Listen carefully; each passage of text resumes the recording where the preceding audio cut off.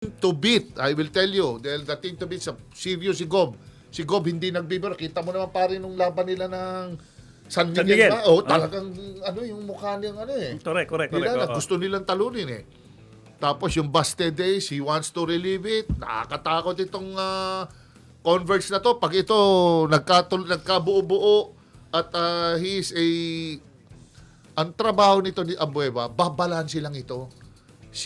They have to keep up with Calvin kasi Calvin tumatakbo and yung Deliano tumatakbo, yung mga batang players ng Converge tumatakbo lahat, eksakto. Baka yung mababagal sa team, yun ang baka hindi makakip up. Kaya ang basa ko dyan, yung Converge, Calvin Abueva's team pa rin yan.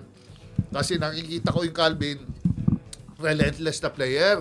He just plays his game. Bigay mo lang para sa kanya. Give him the right playing time para sa kanya. Sa akin, that will be the most exciting team na makikita nyo sa PBA, yung team ng Converge. Yun. Tsaka pare, ito